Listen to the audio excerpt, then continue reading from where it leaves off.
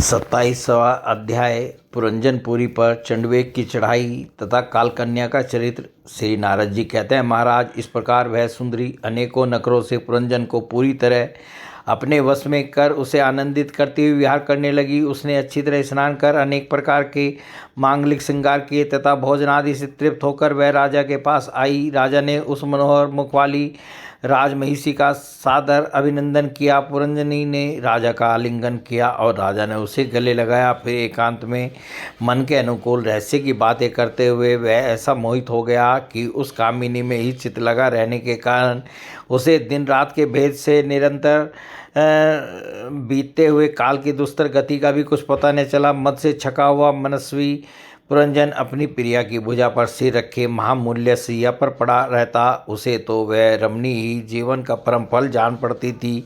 अज्ञान से आवर्त हो जाने के कारण उसे आत्मा अथवा परमात्मा का कोई ज्ञान न रहा। राजन इस प्रकार कामातुर चित्त से उसके साथ विहार करते करते राजा पुरंजन की जवानी आधे क्षण के समान बीत गई। प्रजापति उस पुरंजनी से राजा पुरंजन के 1100 पुत्र और 110 कन्याएं हुई, जो सभी माता पिता का सुयश बढ़ाने वाली और सुशीलता उदारता आदि गुणों से संपन्न थी। यह पुरंजनी नाम से विख्यात हुई। इतने में ही उस सम्राट की लंबी आयु का आधा भाग निकल गया।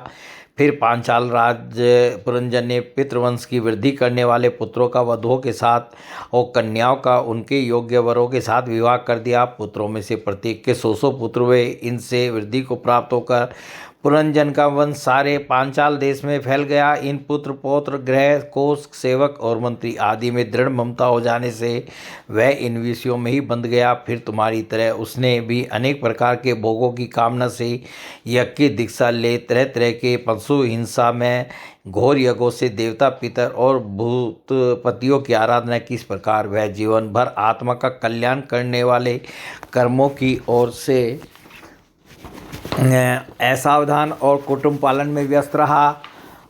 अंत में वृद्धावस्था का वह समय आ पहुंचा जो स्त्री लंपट पुरुषों को बड़ा अप्रिय होता है। राजन चंडवेग नाम का एक गंधर्व राज है। उसके अधीन 360 महाबलवान गंधर्व रहते हैं। इनके साथ मिथुन भाव से स्थित कृष्ण और शुक्ल वर्ण की उतनी ही गंधर्वियाँ भी हैं। ये बारी बारी से चक्कर लगाकर भोग विलास की सामग्रियों से भरी पूरी नगरी को लूटती रहती हैं। गंधर्व राज चंडवेग के उन अचुरों ने जब राजा पुरंजन का नगर लूटना आरंभ किया तब उन्हें 5 फन के सर प्रजागर ने रोका। यह पुरंजनपुरी की चौकसी करने वाला महाबलवान सर्प 100 वर्ष तक अकेला ही उन 720 गंधर्वियों से युद्ध करता रहा। बहुत से वीरों के साथ अकेले ही युद्ध करने के कारण अपने एकमात्र संबंधी प्रजागर को बलहीन हुआ देख राजा पुरंजन को अपने राष्ट्र और नगर में रहने वाले अन्य बांधवों के सहित बड़ी चिंता हुई। वह इतने दिनों तक पांचाल देश के उस नगर में अपने दूतों द्वारा लाए हुए कर को लेकर विषय भोगों में मस्त रहता था। स्त्री के वशीभूत रहने के कारण इस अवश्यंभावी भय का उसे पता ही नहीं चला। भविष्मन इन्हीं दिनों काल की एक कन्या वर की खोज में त्रिलोकी में भटकती रही, फिर भी उसे किसी ने स्वीकार नहीं किया। वह काल कन्या अर्थात जरा बड़ी भाग्यहीना थी, इसलिए लोग उसे दुर्भागा कहते थे।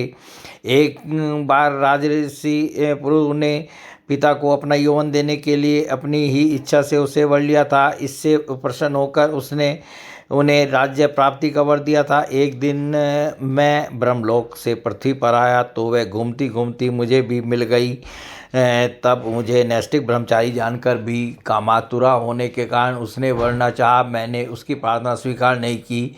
इस पर उसने अत्यंत कुपित होकर मुझे यह दुस्सह श्राप दिया कि तुमने मेरी प्रार्थना स्वीकार नहीं की, अतः तुम एक स्थान पर अधिक देर न ठहर सकोगे। अब मेरी ओर से निराश होकर उस कन्या ने मेरी सम्मति से यवन राज भय के पास जाकर उसका पति रूप से वरण किया और कहा, वीरवर, आप यवनों में श्रेष्ठ हैं। मैं आपसे प्रेम करती हूँ और पति बनाना चाहती हूँ। आपके प्रति किया हुआ जीवों का संकल्प कभी विफल नहीं होता। जो मनुष्य लोक अथवा शास्त्र की दृष्टि से देने योग्य वस्तु का दान नहीं करता और जो शास्त्र दृष्टि से अधिकारी होकर भी ऐसा दान नहीं लेता, वे दोनों ही दुराग्रही और मूढ़ हैं। एते सोचनीय है भद्र, इस समय मैं आपकी सेवा में उपस्थित हुई हूँ, आप मुझे स्वीकार करके अनुग्रहित कीजिए। पुरुष का सबसे बड़ा धर्म दिनों पर दया करना ही है। काल कन्या की बात सुनकर यमन राज ने विधाता का एक गुप्त कार्य कराने की इच्छा से मुस्कुराते हुए उससे कहा, मैंने योग दृष्टि से देखकर तेरे लिए एक पति निश्चय किया है। तू सबका अनिष्ट करने वाली है, इसलिए